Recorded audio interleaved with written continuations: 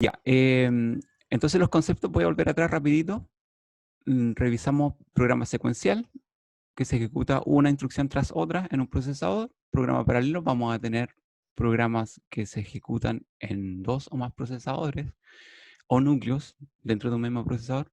Un sistema multiprocesador es un computador compuesto por 2 o más procesadores, y un sistema multicore es un sistema compuesto por un procesador con varias unidades de cómputo, o cores, o CPU cores, etc. Tiene muchos nombres, pero es básicamente el más conocido es CPU cores. La motivación que yo les estaba adelantando, tenemos que resolver problemas complejos porque tenemos recursos que son limitados y queremos resolverlo de forma eficiente porque la energía es limitada, porque tenemos restricciones de tiempo, y hay muchos ejemplos hoy en día que se han visto beneficiados con la computación paralela. El primero, y que es el más popular hoy en día, es la inteligencia artificial, que fue inicialmente beneficiada por las GPUs. La gente empezó a paralelizar estos algoritmos de inteligencia artificial, que eran programas vectoriales, en GPUs, que son de estos procesadores gráficos que se utilizan para acelerar juegos, videos, renderización de video, y encontraron muchos beneficios, muchas mejoras en rendimiento. Entonces ya después se empezó a hacer un poco particular en inteligencia artificial y crearon arquitecturas para este fin. Y así muchos otros problemas en física, computación gráfica, genética, etcétera. Entonces, y lo otro es que los computadores con varios cores están en todos lados. Nuestros celulares, los computadores, los laptops, notebooks que utilizamos hoy en día, todos, ya la mayoría incluyen múltiples cores. Por lo tanto, ya es posible programar, tener programas que corran y que se beneficien de este hardware que está disponible. Y algún aspecto adicional sobre la ley de Moore, que dice, esta es una ley sobre uno de los fundadores de Intel, que decía que cada 2 años se duplica el número de transistores en un circuito integrado. Eso significa que podemos acelerar la capacidad de procesamiento cada 2 años en un término de 2x, ¿cierto?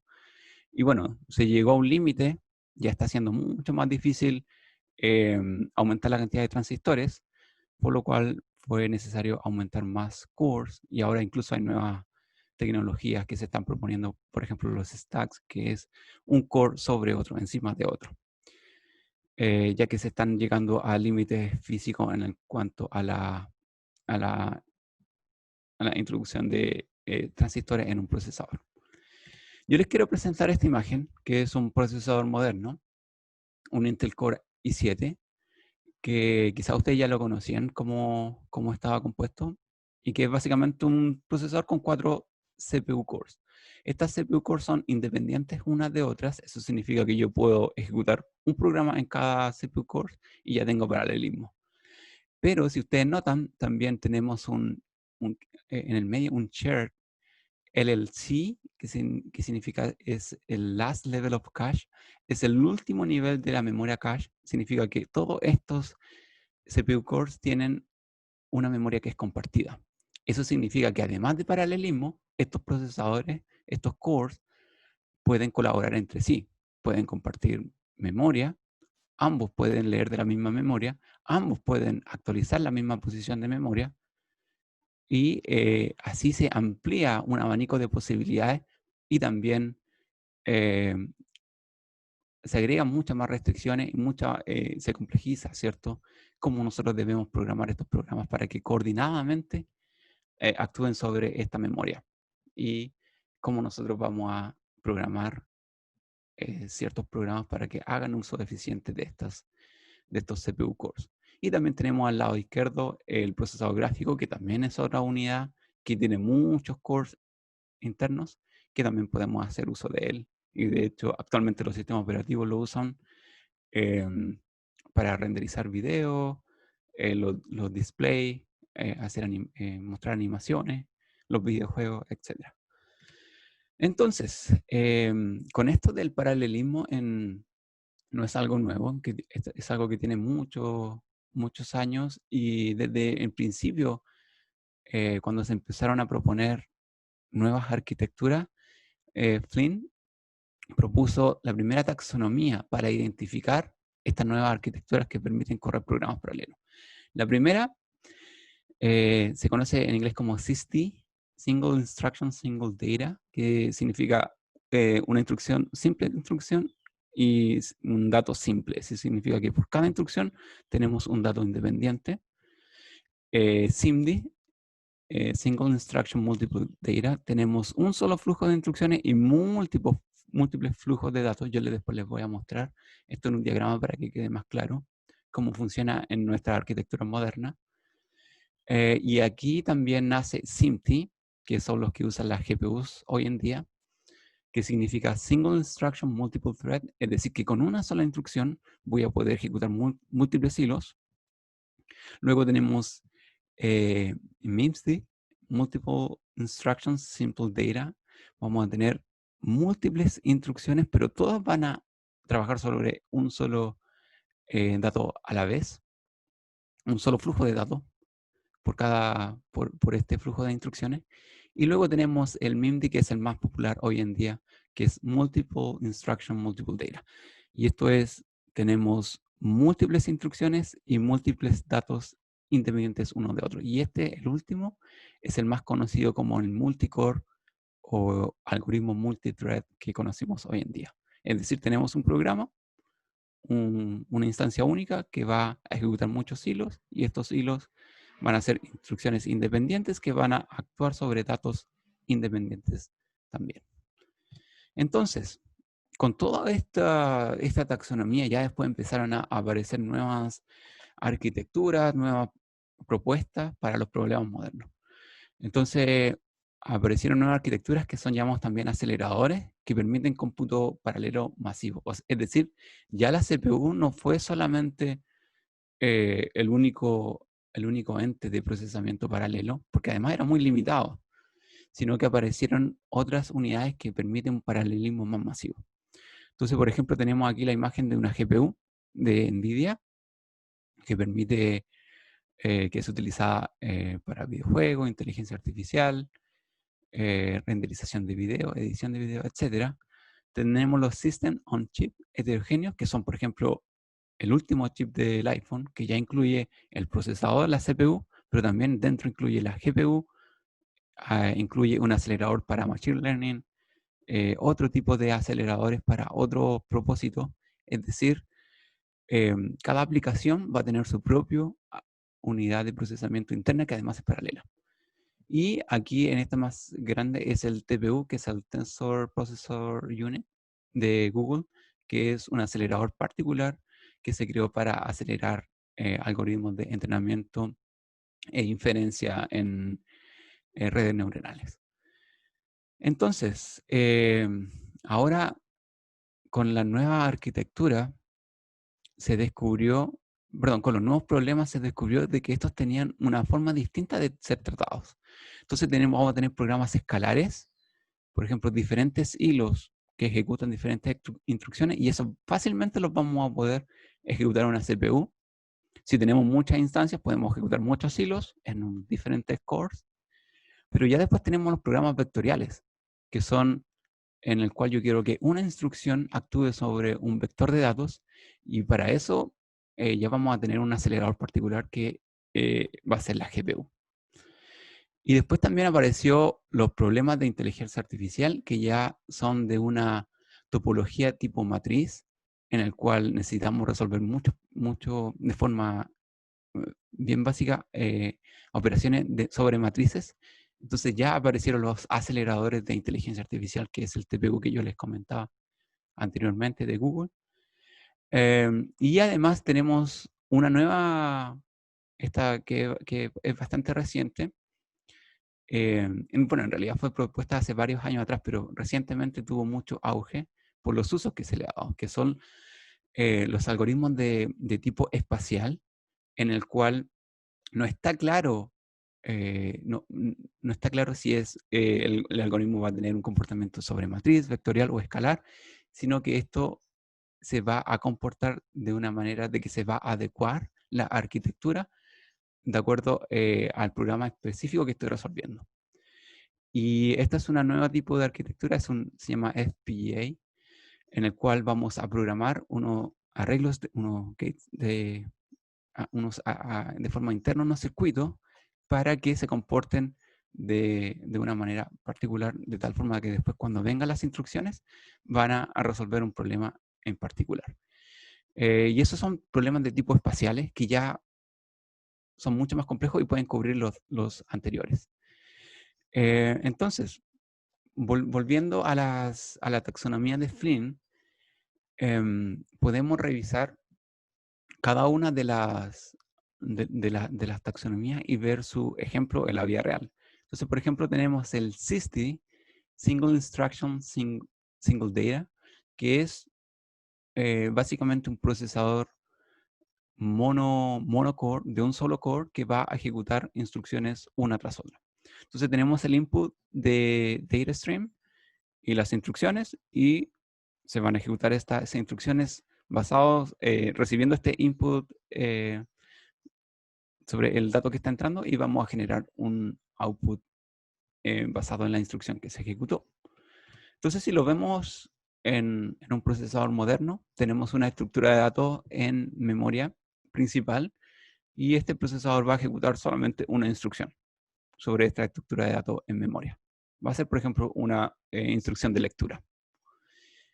Luego, tenemos la siguiente, que es SIMD. Acá arriba está Single Instruction Multiple Data, en el cual ya vamos a tener muchas unidades de ejecución. No necesariamente, aquí dice CPU, pero no necesariamente son CPU. Puede ser todo esto una CPU y dentro tener soporte para ejecutar instrucciones vectoriales. Entonces la gracia es que aquí tenemos el flujo de instrucciones que entra, pero este flujo es uno solo para los 3 unidades de ejecución, y los datos son de distinto input, ¿cierto? Stream A, B y C. Pero la instrucción sigue siendo la misma. Es decir, estoy ejecutando la misma instrucción sobre múltiples datos. Y generamos el output, que puede ser independiente uno de otro, de acuerdo al dato que estamos recibiendo. Entonces, si lo vemos en un procesador, en una CPU moderna, que sí tienen soporte para ejecutar instrucciones vectoriales, vamos a ejecutar una instrucción sobre esta estructura de datos que está en memoria principal, en RAM, por ejemplo, y esta instrucción va a tener efectos sobre múltiples datos. ¿Ok? Si ustedes lo ven aquí, los datos son distintos porque tenemos 3 posiciones de memoria, pero la instrucción es una sola. El resultado, obviamente, no va a ser igual para estos 3 datos distintos. Pueden ser distintos. Eso es lo que quiero destacar. Luego tenemos MIPSD, que es Multiple Instruction Single Data. Este es un poco más raro de encontrar en la vida real, en el cual tenemos un input data stream, es decir, el mismo dato va a ser hacer de input para todas las unidades de ejecución, y las instrucciones son distintas. Entonces, lógicamente, de acuerdo a que las instrucciones son distintas, también vamos a tener el procesamiento independiente uno de otro, pero el dato es de input es el mismo para todos. Bueno, para el MIMSD no tengo ningún ejemplo en particular, pero aquí menciona que hay algoritmos de criptografía que pueden beneficiar de este tipo de arquitectura. En CPUs, GPUs, aceleradores, al menos yo no conozco algún ejemplo en particular de cómo funcionan internamente con las unidades de ejecución y cómo se genera este output. Son mucho más raros de encontrar. Y este es el más popular, el MIMD, Multiple Instruction, Multiple Data. Tenemos múltiples unidades de ejecución, cada una recibe una instrucción distinta y cada una recibe un dato distinto al cual procesar y genera su output. Y si lo vemos en nuestra arquitectura moderna, este es un procesador moderno multicore, en el cual cada hilo por ejemplo, va a actuar sobre una posición de memoria distinta, va a hacer una operación distinta y va a obtener un resultado distinto. ¿Ok? Entonces, esas son las 4 taxonomías básicas y cómo podemos hacer el mapping a arquitectura. Todo esto sobre una CPU moderna, pero como mencioné anteriormente, existen muchos otros tipos de formas que esto se puede ejecutar en las GPUs, en las FPGA, en los aceleradores de inteligencia artificial, etc. Y con esto, con lo que ya hemos visto de la taxonomía, aparecen nuevas extensiones. Por ejemplo, ¿qué pasa si juntamos MIMD y SIMD? Es decir, ¿qué pasa si juntamos el multicore, la tecnología multicore, con la tecnología vectorial, es decir, ejecutar una instrucción sobre múltiples datos?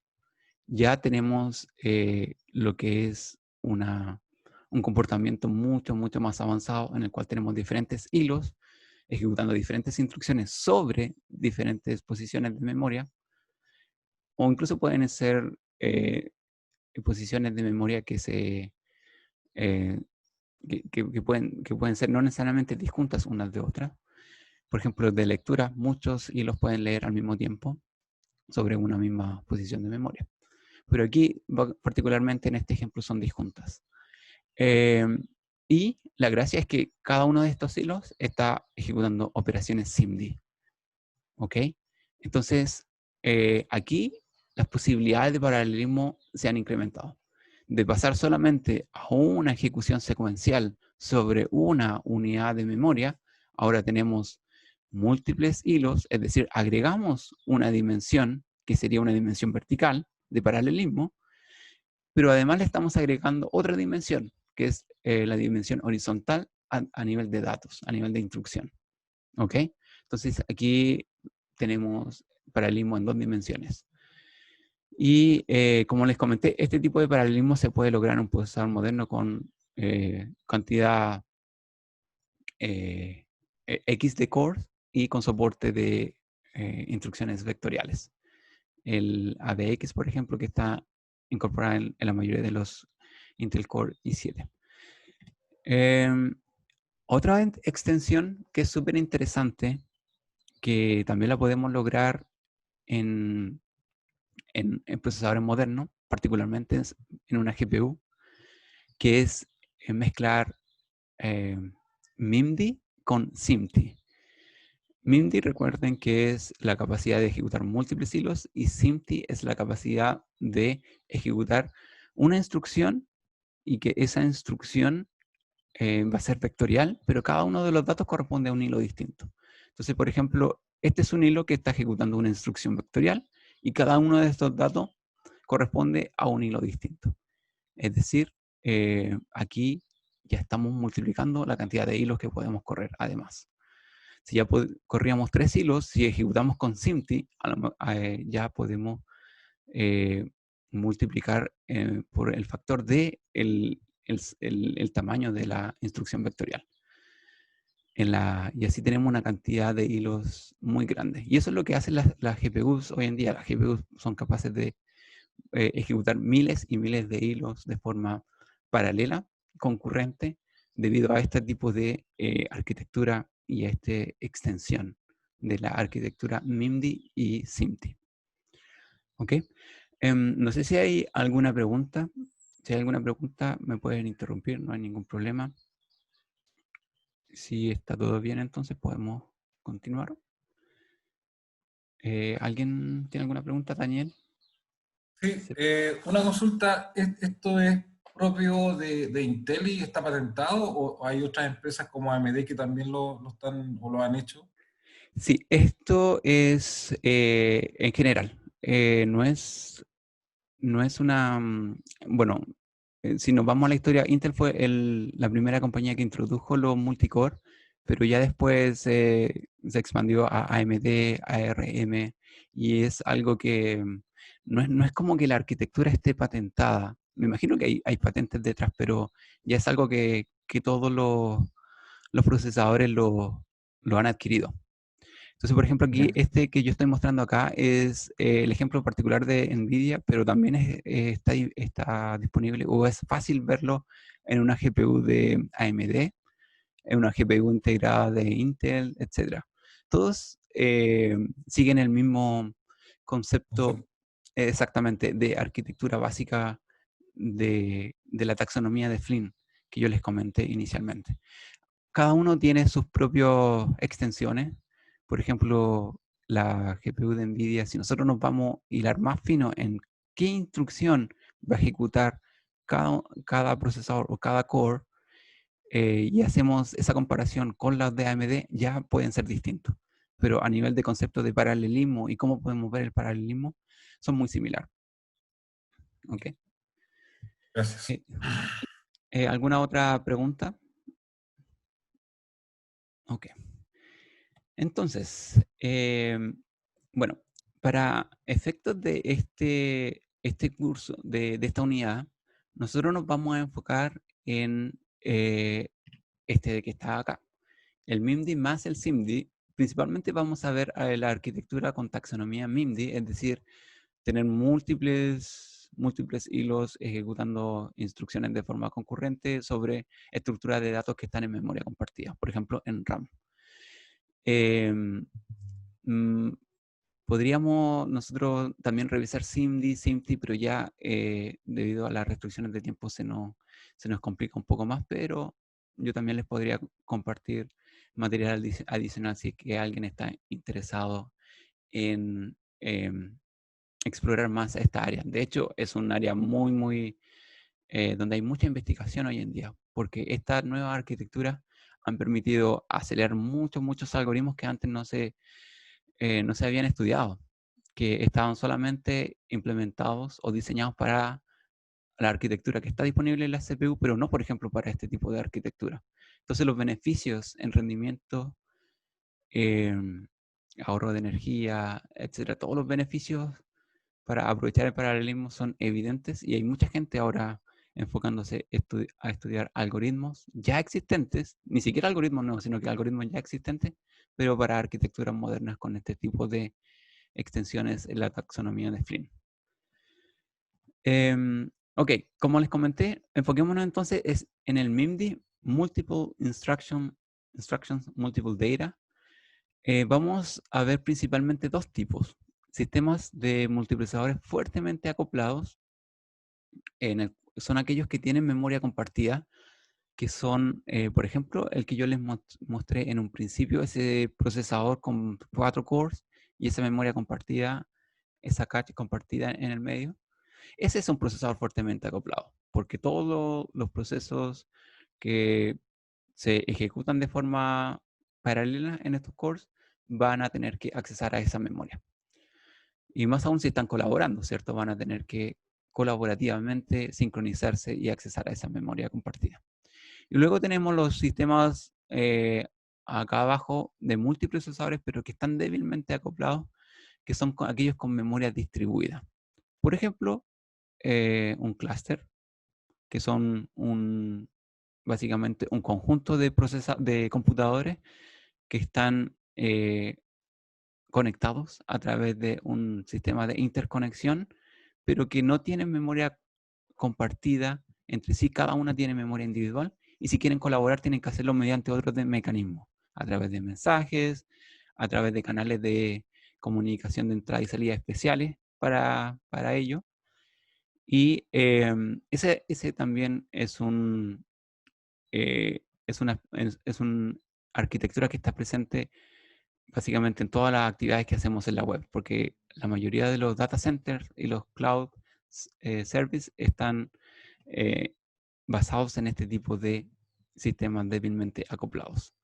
Entonces, el sistema fuertemente acoplado, como yo les comenté, es un sistema que comparte una misma memoria. Por ejemplo, bien básico, tenemos procesadores con un sistema de interconexión, una red de interconexión y un sistema de memoria compartida.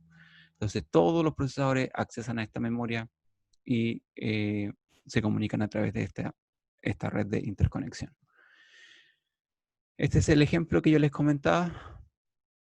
de un procesador moderno, muchas CPUs a través de un bus de datos acceden a la memoria compartida. En el ejemplo que yo les mostré al principio era un procesador moderno y ese last level of cache, esa es una memoria cache que está compartida, pero además la memoria RAM está compartida por todas estas CPU cores.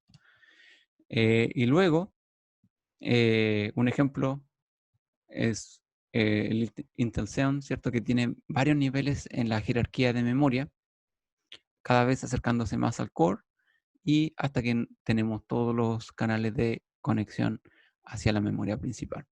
Este es un ejemplo de arquitectura MIMD con un sistema fuertemente acoplado en memoria. Luego tenemos los sistemas que están débilmente acoplados, que son los sistemas NUMA, en el cual igual tenemos ejemplos MIMD, es decir, por ejemplo, un sistema que tiene múltiples sockets con múltiples CPUs, cada uno tiene una memoria individual, pero se conectan a través de una interconexión. ¿Ok? Entonces ellos también pueden colaborar, están dentro del mismo computador o servidor, bajo el mismo sistema operativo, pero se conectan a través de este sistema de interconexión. Y unos ejemplos que tenemos acá para este tipo de sistema NUMA de acceso no uniforme es el AMD Opteron Dual Core, en el cual ellos agregaron aquí un puente de conexión entre dos procesadores. Entonces este es un server, un procesador de un servidor, en el cual tenemos dos CPUs físicos, y dentro de los CPUs físicos tenemos los cores, pero además agregaron un puente de comunicación para poder compartir memoria entre estos dos sistemas que tienen su propia RAM ya individual. Y así, existen muchas nuevas propuestas, nuevas arquitecturas, algunas que han funcionado muy bien para tipos de problemas, otras que son para problemas bien en particular y funcionan bien para ese problema, pero si uno lo lleva a otros problemas son ya más complejos de paralelizar. Y bueno, este es básicamente el esquema del sistema general, en el cual tengo un procesador con su memoria y el sistema de interconexión. Cada uno con memoria privada, no compartida, pero se comunican a través de este sistema de interconexión. Y es para ello o existen mecanismos de mensajes, otros tipos de sincronización entre ellos, y más que de sincronización para compartir los datos. ¿Okay? Y la arquitectura más conocida y que más se usa en los clusters hoy en día es esta, que son sistemas MIMD en su esencia, en el cual tenemos muchas CPUs por eh, por cada computador, por así decirlo, por cada server, y cada uno de ellos su memoria individual, y ellos se conectan a través de un switch de interconexión. ¿Ok? Entonces, cuando hablamos de cluster, de data center, de la nube, estamos hablando de este tipo de arquitectura como la más conocida. Existen otras, obviamente, pero esta es la más usada. Y el switch que yo les comentaba, o cómo distribuir estos computadores, estos servers dentro del cluster, porque obviamente tienen que comunicarse entre ellos. Existen diferentes formas de hacerlo. Tenemos redes estáticas, y esto también tiene mucho que ver cuál es el problema que estamos resolviendo. Y por ejemplo, son de arreglos lineales, de mallas, de hipercubos, y ya después también existen las dinámicas, que son las más utilizadas, ¿cierto? A través de switch, en el cual tenemos que se comunican a través de un bus, pero este bus es lineal, eh, o a través de un crossbar. Entonces tienen que encontrar el camino para comunicarse de un server a otro, pero la comunicación puede ser directa, y a través de una red también Omega, en el cual necesito comunicarme de un lado a otro, o enviar datos de un lado a otro, y lo hago a través siguiendo este camino de interconexión. No nos vamos a enfocar a esto porque básicamente de cómo funciona esta arquitectura de red, pero pongamos foco en los procesos. cómo nosotros hacemos y cómo nos beneficiamos de esta arquitectura que ya les comenté. Entonces, un concepto básico es la concurrencia, que es la presencia simultánea de varios procesos en ejecución. Que ojo que no es lo mismo que tener ejecución simultánea, no es lo mismo presencia simultánea que ejecución simultánea. No es lo mismo concurrencia que paralelismo. Como comenté anteriormente, concurrencia, yo puedo tener un sistema de un solo procesador con 2 cores y van a ejecutarse de forma concurrente, pero no necesariamente puede haber paralelismo, porque, por ejemplo, un procesador está ocupando los 2 cores en 2 hilos, pero corresponden al mismo proceso y no estoy, y en algún momento uno se quedó bloqueado porque no puede avanzar en su ejecución y solamente un core sigue avanzando. Entonces ya no tengo paralelismo, ¿ok? Pero sí tengo concurrencia. Tengo 2 hilos, pero solamente uno está haciendo ejecución paralela. Entonces lo que queremos lograr es concurrencia, pero con paralelismo, con el máximo de paralelismo. Queremos maximizar el paralelismo. ¿Dónde lo encontramos esta concurrencia? En los sistemas que ya les comenté, a través de multihilos, sistemas paralelos, sistemas distribuidos. Y vamos a llamar paralelismo a la ejecución simultánea, esto es muy importante, de un conjunto de instrucciones o tareas en varios procesadores. Tiene que ser de forma simultánea. ¿Ok? Entonces, el paralelismo, como les comenté, es un caso particular de la concurrencia, pero concurrencia no implica necesariamente paralelismo. Entonces, en general, la concurrencia puede darse en un sistema que tenga un solo procesador, porque, por ejemplo, dos procesos se ejecutan en un procesador, pero se ejecuta uno un momento después, el otro, después por el primero, después el segundo, y pareciera que estamos ejecutando de forma concurrente, y es así, pero eso no es paralelismo, ¿ok? Entonces esa técnica es el time sharing, que es una técnica que está comúnmente en los sistemas operativos, se encuentra comúnmente en los sistemas operativos, pero ya para hablar de paralelismo necesitamos más, un poco más, hilar más fino en temas de cómo vamos a ejecutar estas instrucciones. Entonces vamos a revisar dos tipos de paralelismo. En estas secciones, el modelo de multihilos sobre un sistema de memoria compartida y además a través de mensajes en un sistema de memoria distribuida. Es decir, vamos a ver cómo podemos lograr paralelismo en un sistema multihilos, en un notebook, por ejemplo, que tenemos hoy en día, en cualquier notebook o celular, pero también el segundo es a través de mensajes en un sistema de memoria distribuida, por ejemplo, en un clúster. ¿Ok?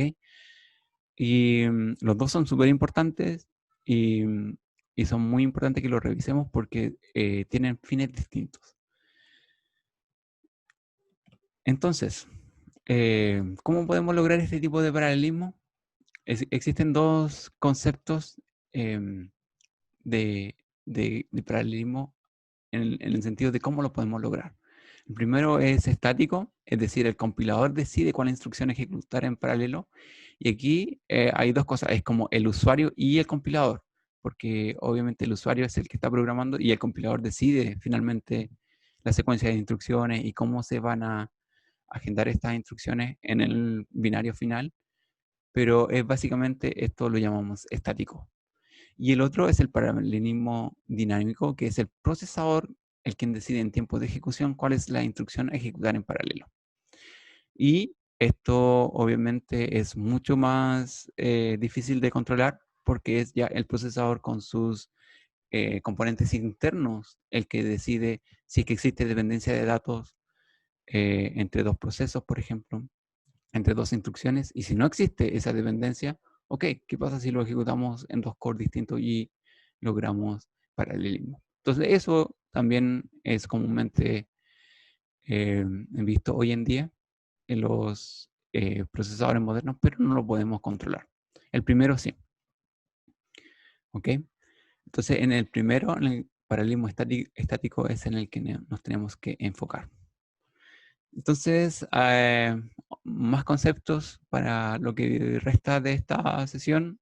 Hilo es un contexto de ejecución dentro de un programa, y un programa multihilo lo vamos a llamar aquel que tiene uno o más hilos ejecutando de forma concurrente. La mayoría de los los lenguajes de programación ya soportan multihilos, y lo importante es que ustedes cuando desarrollan software eh, lo puedan aprovechar, ¿ok? Porque eso significa que están ocupando el hardware que está por debajo y no hay una subutilización, ¿cierto?, de los recursos. Tiene que haber una maximización de los recursos disponibles, y así vamos a tener un mejor rendimiento de los programas y además ahorro energético y todo lo que implica correr programas de forma más eficiente. Muchas librerías que soportan Pthread, POSIX, Nanosystem, etc. Muchos APIs, OpenMP, y en general muchas librerías, OpenACC para GPUs, y bueno, los lenguajes CUDA también, que es súper popular hoy en día. Muchas ventajas, yo creo que están a la vista, ¿cierto? Obtener mayor concurrencia, los bloques de un programa pueden ser ejecutados de forma concurrente, y podemos tener muchas operaciones de entrada y salida, mientras otros están ejecutándose en los cores, otras operaciones están siendo ejecutadas en la GPU. Entonces hay mucho hardware que hay que utilizar de forma eficiente, y los hilos es el mecanismo natural para hacerlo, para aprovecharlo. Entonces, es el concepto elemental para aprovechar todos los recursos que tenemos en los núcleos de un computador, en un core. ¿Cuáles son las desventajas? La programación puede ser compleja si es que estamos tratando de resolver un problema que es difícil de sincronizar. Por ejemplo, todos los hilos están, por ejemplo, recorriendo eh, un árbol binario, por ejemplo, y algunos de ellos necesitan hacer actualizaciones, pero necesitamos que esas actualizaciones estén sincronizadas con el resto de los hilos, tanto aquellos que están haciendo otras actualizaciones como lectura. Entonces ya ahí estamos hablando de una complejidad mayor. Escalabilidad limitada. Obviamente tenemos un límite, no existe un paralelismo ilimitado, existe un límite y está dado por el número de procesadores físicos que tenemos y la memoria. Y también por el problema que estamos, las características del problema muchas veces tienen sus limitantes que no permiten acceder a un mayor paralelismo. Lo que les explicaba, lo de la contención de los hilos corriendo en diferentes núcleos. Imagínense que tenemos muchos hilos corriendo en diferentes cores y todos accesando al mismo árbol, y existe mucha contención de datos. Es decir, por ejemplo, si un hilo actualiza un nodo y hay otros hilos que están también leyendo ese nodo, ese nodo, esa posición de memoria necesita ser coherentemente transmitida a los otros hilos que fue actualizado. ¿Ok? Entonces, principalmente esto ya está resuelto en hardware, pero hay muchos temas que también se deben considerar en software. Condiciones de carrera, estos son los data arrays, que son cuando un hilo modifica una posición de memoria y otro hilo la leyó, pero no es adecuadamente actualizada ese dato que acaba de leer el hilo, sino que ya fue modificado, ya fue cambiado, entonces tiene un dato antiguo. Entonces ahí tenemos problemas en la consistencia de los datos, y del programa no sería un programa correcto, ¿cierto? Hay problemas con la correctitud. Y también se complejiza esto cuando tenemos muchos programas, muchas secciones que son críticas, ¿ok? Y que pueden ser explotadas por estos hilos. También deadlock, que es otro problema típico que me imagino que ya muchos lo conocen, que es cuando un hilo se queda eternamente esperando por poder accesar a una memoria. Y esto está principalmente cuando en el uso de mecanismos de sincronización, de candados, semáforos, cuando no es correctamente programado ese candado o semáforo, y el hilo queda eternamente esperando, ya el programa se no puede avanzar en su ejecución. Les quería mostrar este ejemplo. A ver, creo que sí. Voy a volver atrás al ejemplo, pero primero quiero comentarles esto, que son cómo nosotros medimos el rendimiento de un programa paralelo. Hay varios conceptos, varias métricas que nos sirven para medir la aceleración, la eficiencia. Primero necesitamos saber el número de procesadores que están ejecutando estos hilos de forma paralela. Entonces, por ejemplo, tengo un programa de forma secuencial, el número de procesadores va a ser 1, y después si ya implementamos un algoritmo multihilo que va a ejecutar de forma paralela en múltiples procesadores, en múltiples cores, ya nuestro P va a aumentar, por ejemplo, a 4, 8, podemos tener miles si estamos resolviendo un problema en una GPU, y así ese P va a aumentar considerablemente a medida, dependiendo de la arquitectura que estamos utilizando. El W en este concepto es el número total de operaciones unitarias por P procesadores. Entonces necesita este P y va a ser el total de operaciones, que lo vamos a utilizar más adelante también. El T es el tiempo de ejecución que toma un programa en ser ejecutado utilizando P procesadores. El speedup, que es la aceleración, vamos a medir el tiempo que toma ese programa en ser ejecutado de forma secuencial, con un solo procesador, dividido por el tiempo que toma en ser ejecutado de principio a fin por P procesadores. ¿Okay? Y también podemos medir la eficiencia de acuerdo a esta fórmula que está acá. Entonces, lo que principalmente se usa en el área de paralelismo es el speedup, porque es una buena métrica. ¿Cuánto yo puedo acelerar un programa dependiendo de cuántos cores, cuántas unidades de procesamiento voy a utilizar? Entonces, acá podemos nosotros diseñar algoritmos que escalan perfectamente bien con el número de cores, es decir, a medida que aumento los cores, va a aumentarse la aceleración.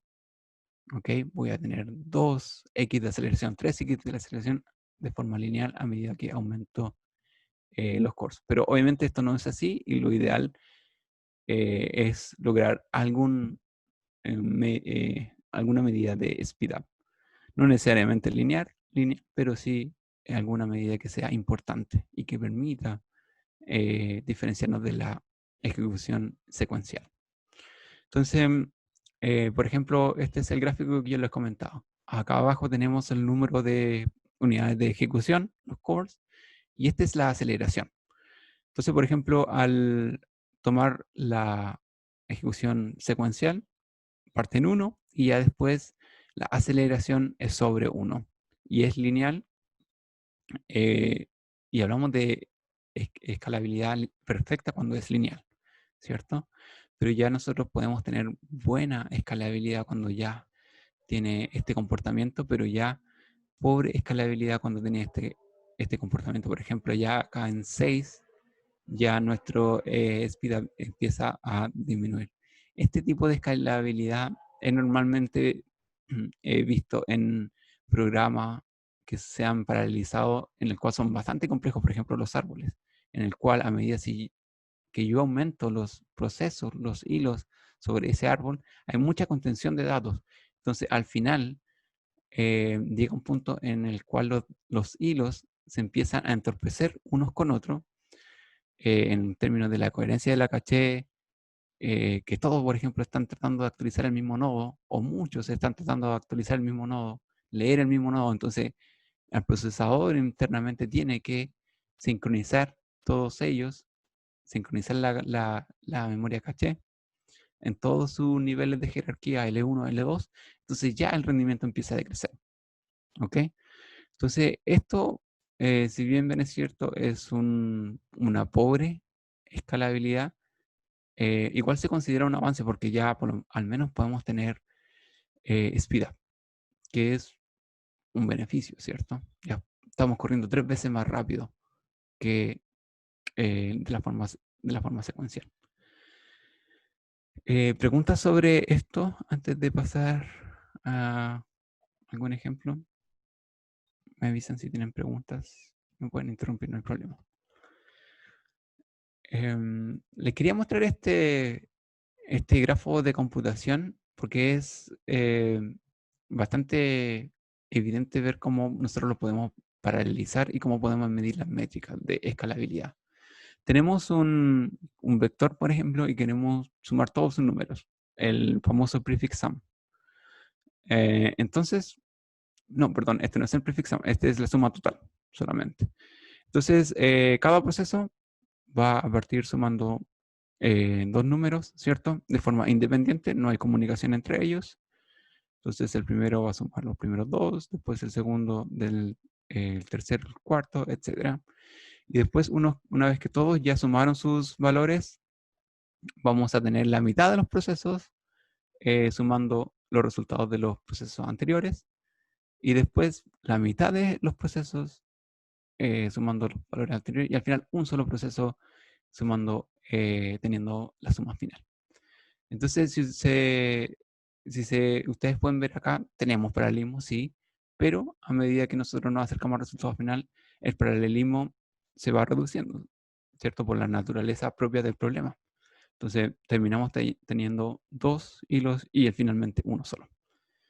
Entonces, si medimos nosotros con los conceptos que yo les comenté anteriormente, el tiempo de procesamiento, las operaciones, tenemos que, por ejemplo, el T y el trabajo con un solo procesador de forma secuencial son sumar todos los elementos, ¿cierto? 15.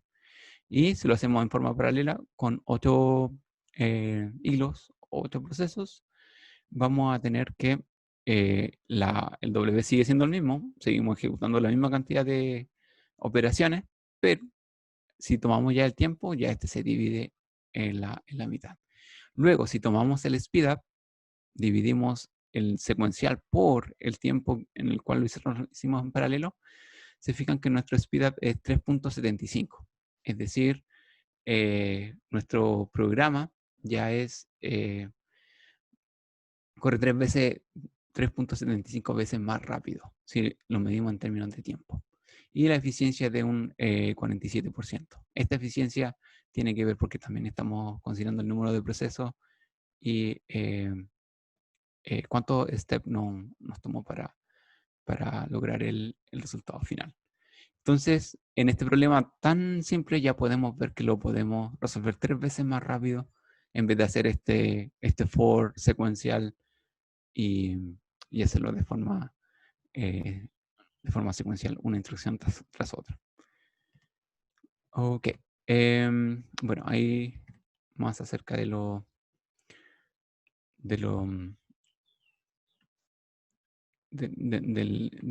cómo los datos son comunicados uno tras otro.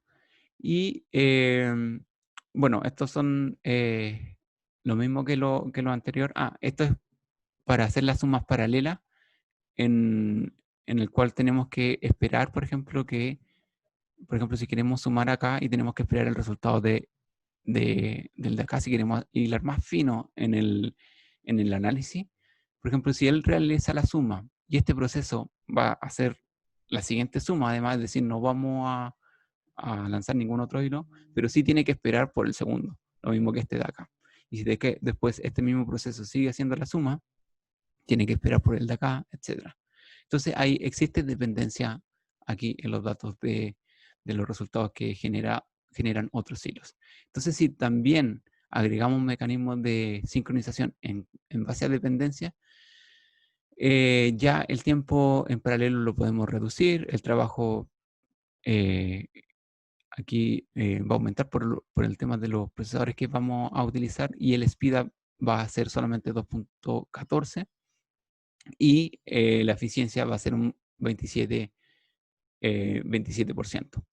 ¿Ok? Entonces, este es un problema simple de resolver en términos de paralelismo, pero si le agregamos estas componentes de sincronización y que las necesitamos, ¿cierto?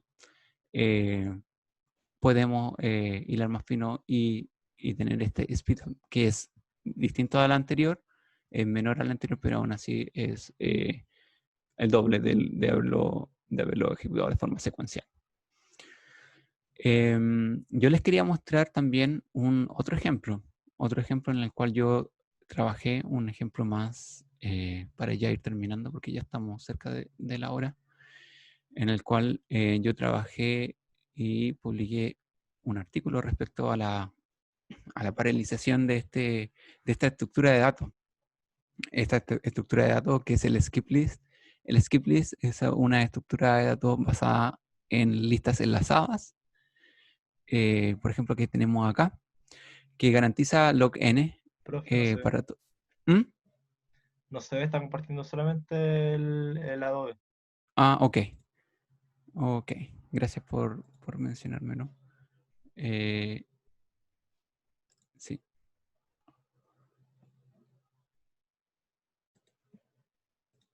¿Ahora sí? Sí, ahora sí. Ok, gracias por mencionarlo. Yo les quería comentar sobre esta estructura de datos como ejemplo y cómo podemos medir la eficiencia respecto a no solamente contra la ejecución secuencial, sino que contra otras ejecuciones paralelas. Entonces lo que trabajé yo en esto, tomé esta estructura de datos que es un skip list, que se basa en listas enlazadas, pero tienen niveles. Entonces, si ustedes se fijan acá, la lista, el skip list mantiene un orden ascendente, ¿ok? Pero la gracia es que yo puedo hacer saltos. Por ejemplo, pasar de la primera lista a través del nivel más alto, puedo pasar a esta y hacer una búsqueda en esta lista directamente. Entonces, lo que yo estoy haciendo acá es preguntar el número que estoy buscando, en qué lista puede estar. Entonces, pregunto por los siguientes niveles, las primeras llaves de las siguientes listas. Entonces, por ejemplo, esta es 27. La de acá también es 27, pero ya la de acá es 21. Entonces, como estoy buscando, por ejemplo, un número mayor a 27, directamente puedo saltar a esta lista y hacer acá una búsqueda en esta lista más pequeña.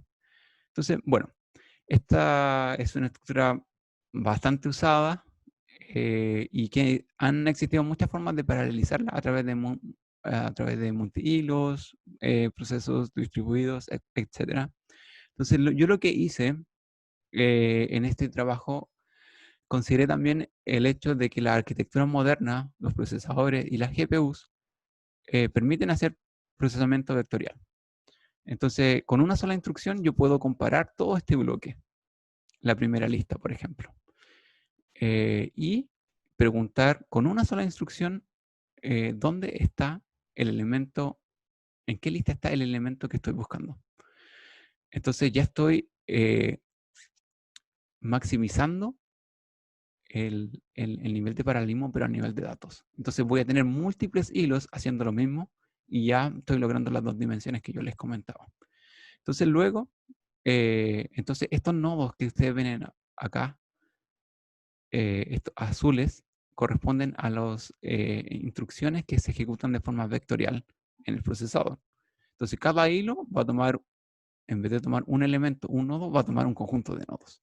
Entonces esta fue la forma como nosotros lo particionamos esta lista y cada proceso va ahora a leer con una sola instrucción un conjunto de nodos. Y acá está el concepto a nivel de vectores, ¿cierto?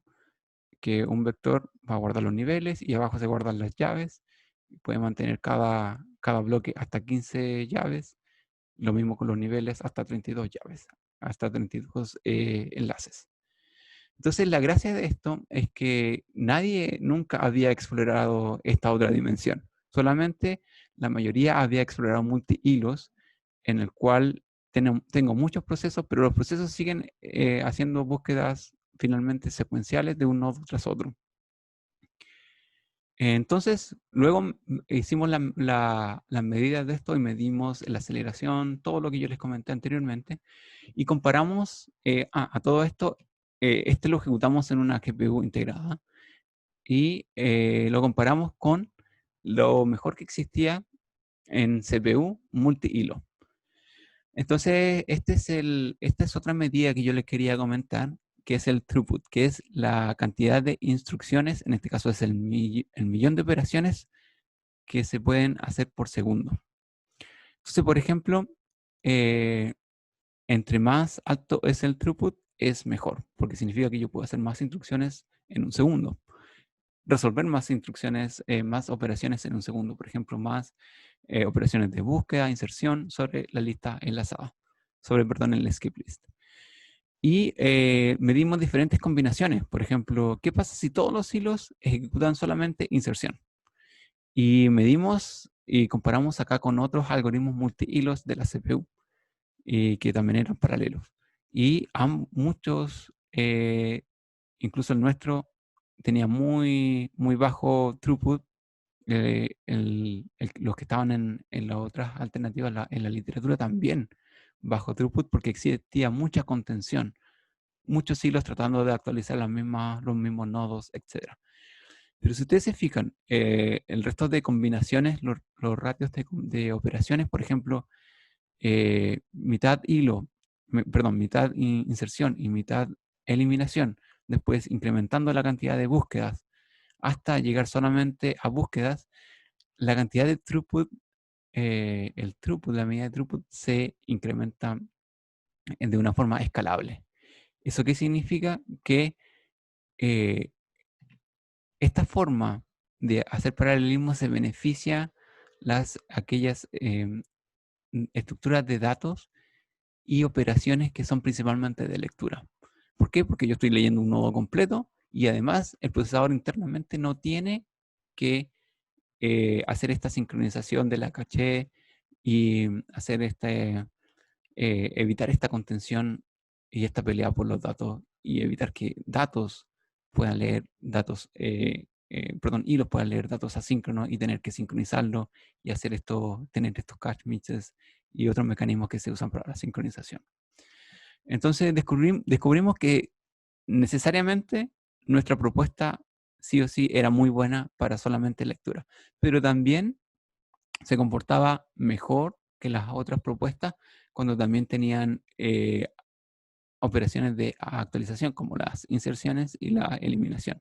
Pero ya este throughput, que es esta medida, millón de operaciones por segundo, ya iba disminuyendo. Pero aún así era un resultado bastante interesante porque no se había hecho antes y consideramos que el beneficio era evidente. Y generalmente estas estructuras de datos, hay muchas estructuras de datos que algunas son solamente de lecturas, los índices, por ejemplo, y algunas otras también incluyen muy pocas actualizaciones. Y luego tenemos el speedup, también lo medimos a medida que íbamos aumentando el número de solo instrucciones de búsqueda, nuestro speedup iba aumentando. Y lo otro que medimos también, como esto fue ejecutado en una GPU, medimos el ahorro energético y como las GPUs trabajan a una frecuencia mucho más baja, casi incluso menos de un tercio que la CPU, consumen mucho menos energía. Entonces logramos un ahorro energético, un speed up hasta 3 veces mayor que ejecutando estos algoritmos en la CPU. Entonces esto trae muchos beneficios, como les comentaba, y, muchos beneficios en los cuales muchas estructuras de datos, algoritmos modernos se pueden beneficiar. ¿Ok? Entonces, bueno, eso es lo que yo le quería comentar, mostrar estos ejemplos. La idea es que la próxima sesión podamos nosotros ver un ejemplo en particular y ver en detalle cómo logramos el diseño de este algoritmo paralelo, cómo logramos, que es la última sección que de hecho aparece acá, les voy a mandar esta presentación, cómo vamos a identificar estas secciones en los programas y la naturaleza de los programas que son particionables y además qué tenemos que hacer en los casos frontera en los cuales son particionables y tenemos que hacer esta sincronización de datos, que es en el ejemplo que yo les mostré acá anteriormente con la suma del vector, que es particionable, pero necesariamente necesitamos esta sincronización. Y y que es súper importante. Y la idea también es que podamos correr algunos algoritmos, algún ejemplo simple en algún sistema multihilo o en alguna GPU que podamos tener acceso. Voy a tratar de conseguirme acceso y poder mostrarles cómo poder ver de forma empírica, ¿cierto? Práctica, el tema de la aceleración.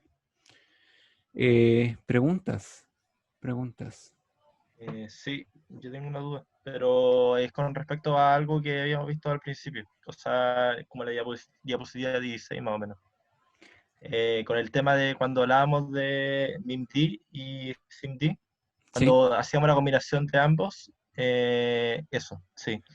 No entendí qué tenía que ver ahí los Fred, los hilos. Lo que Sí, pasa, sí, pensé que eran los SIMD, ahí quizás. sí, lo que pasa es que sí, puede haber una confusión porque SIMD ya tiene el nombre de hilo, ¿cierto? Sí, ese es Sí. un tema con la nomenclatura. Esto, sí, aquí yo me estoy refiriendo a un hilo, pero puede ser cualquier otro, puede ser un proceso, puede ser un programa en particular que está ejecutando esto. Yo lo nombré hilo acá porque es lo que como nosotros logramos paralelismo en un procesador. Estos dibujos de procesadores físicos se refieren a un core. Por eso yo le coloqué acá el ejemplo del core, Intel Core. Y la forma en que nosotros ejecutamos acá diferentes procesos es a través de hilo. Por eso solamente yo coloqué aquí el hilo 1, el hilo 2, el hilo 3. Entonces, el MIMD más el SIMD es lo que nosotros encontramos en los procesadores modernos a través de hilos, pero también puede ser a través de un proceso pesado. Eh, entonces, aquí, sí, tiene razón, quizás hilo no es necesariamente así, puede ser un proceso pesado también, pero particularmente en este procesador se logra a través de hilos. Y la diferencia con este es que estos son hilos, pero a un nivel mucho, mucho más fino. Estos son hilos que están disponibles en la GPU, que ni siquiera tienen, a ver, ¿cómo decirlo? Ni siquiera tienen un stack tan grande de ese propio hilo. Todo se ejecuta la misma instrucción y llevado a lo más simple en una GPU, por ejemplo, un hilo tiene que procesar el dato de un píxel en una imagen. Entonces es bastante simple y ocupa solamente un dato. Y esta es una unidad de procesamiento y aquí necesariamente esto no es un hilo, sino que esto es una unidad de ejecución y estos son hilos más pequeños de GPU. Este acá es un hilo de una CPU, que es un hilo más pesado, más complejo, pero puede ser un hilo, puede ser un proceso, puede ser cualquier otro tipo de programa que me permita, de proceso que me permita representar paralelismo en una arquitectura MIMD más SIMD. ¿Ok? Y Espero que haya, sí, sí. que haya quedado un poco más claro. Pero Y sí, sí. tengo la última pregunta también con respecto a la UMA. Al estar dedicado cada CPU tiene una RAM, un Sí. espacio de RAM asignado, hace que sea más costoso, pero también que tiene como una RAM dedicada, por decirlo. Eh, Dependiendo Numa, sí, Numa. sí, Numa. Sí, dependiendo del problema que estamos resolviendo, generalmente esto lo vamos a ver en la próxima clase porque vamos a ver particularmente problemas que se resuelven en esta arquitectura. Vamos a ver los problemas que se resuelven principalmente en la arquitectura eh, de los procesadores modernos, multicore, y esta, que está disponible en los servidores cluster. Sí, es más costoso en el sentido de que tenemos que tener muchas CPUs y cada uno con su memoria, y aquí estamos multiplicando la memoria individual para cada uno, ¿cierto? Claro. Entonces, esto se le llaman sockets en un server, y claro, cada una tiene su memoria individual y es más costoso, pero hay problemas que se benefician mucho de esta arquitectura. Incluso hay extensiones aquí en el cual se le agregan otros aceleradores, incluso le puedes agregar acá GPU. Y no necesariamente todas son CPU con memoria individual. Pero sí, por ejemplo, estoy agregando una GPU acá al lado, que está conectado también a este mecanismo de interconexión, sí va a tener su propia memoria individual. Todo depende del problema, pero sí, esta es una arquitectura mucho más costosa y por eso está solamente en los servidores, ¿cierto? No, tener esto, por ejemplo, en un computador de la casa sería muy, muy costoso. Eso, muchas gracias. Ok. ¿Alguna otra pregunta respecto a los conceptos que vimos hoy?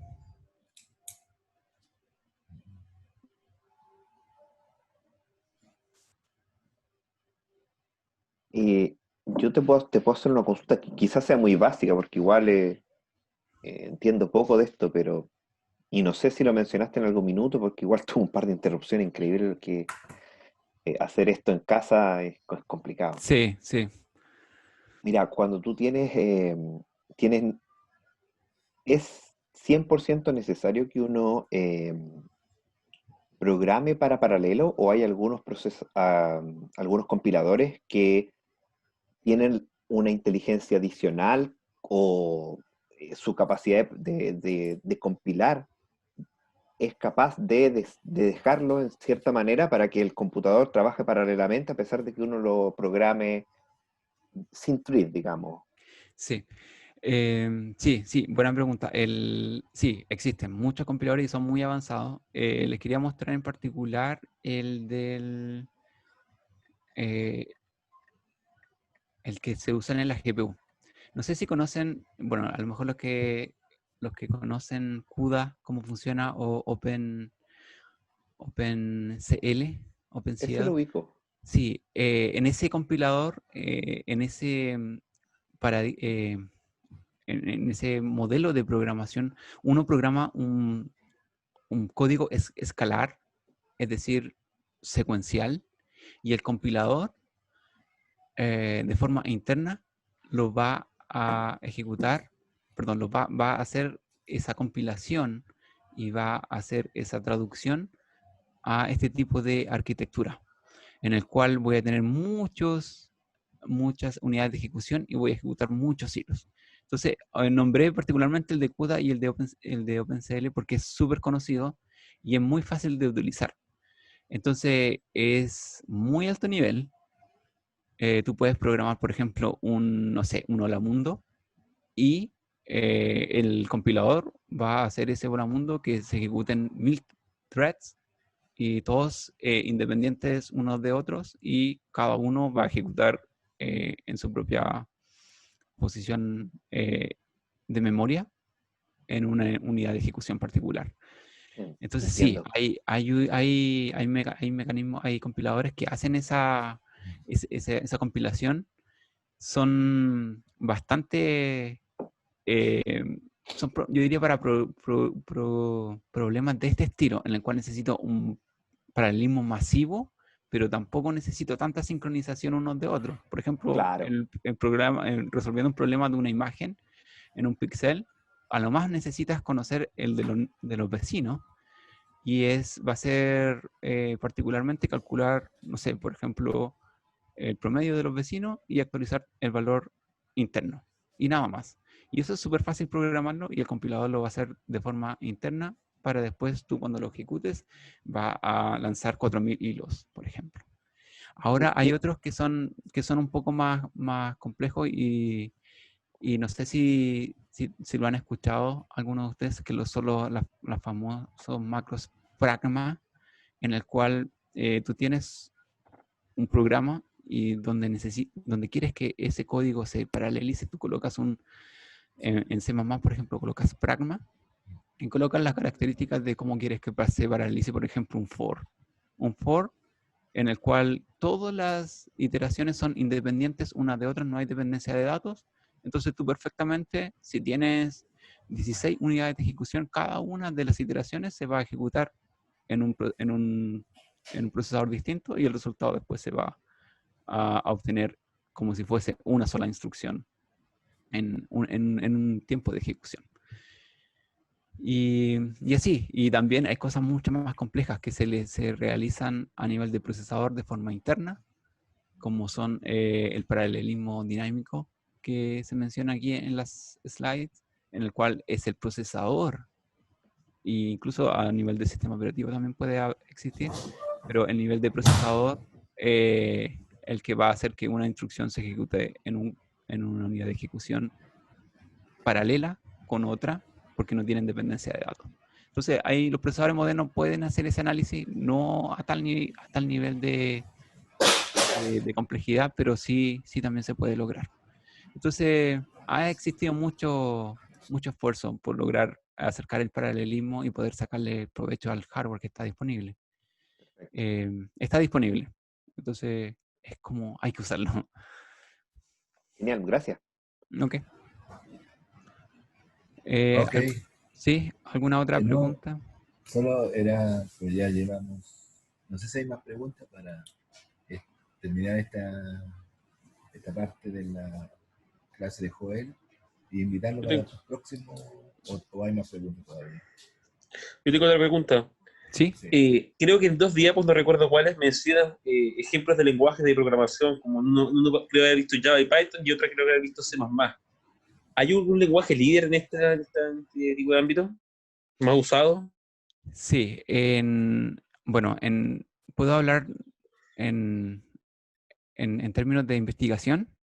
Yo diría que C++, y ahora incluso tiene el lenguaje, tiene paquetes de paralelismo.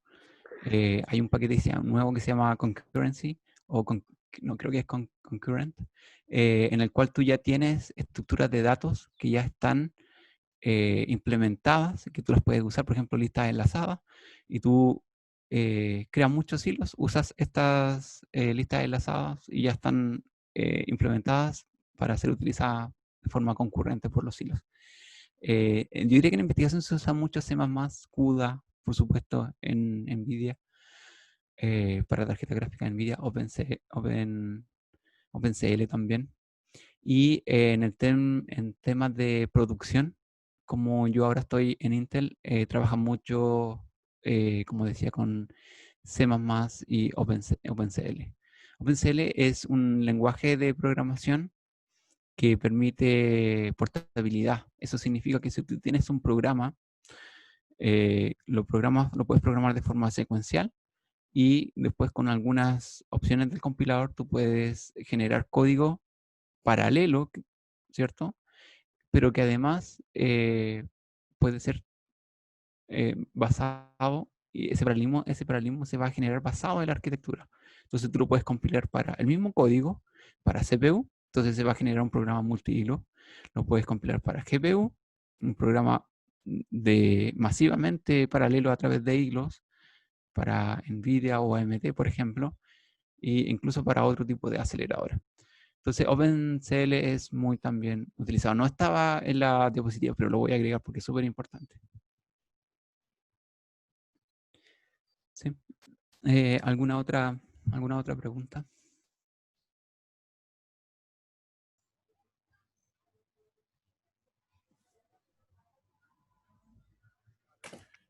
Ok.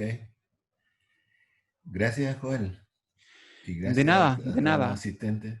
Entonces quedamos para la misma hora, para la próxima Sí, semana. La próxima segunda. semana a la misma hora. La idea es ver un ejemplos más prácticos y eso, continuamos con entonces el tema de paralelismo.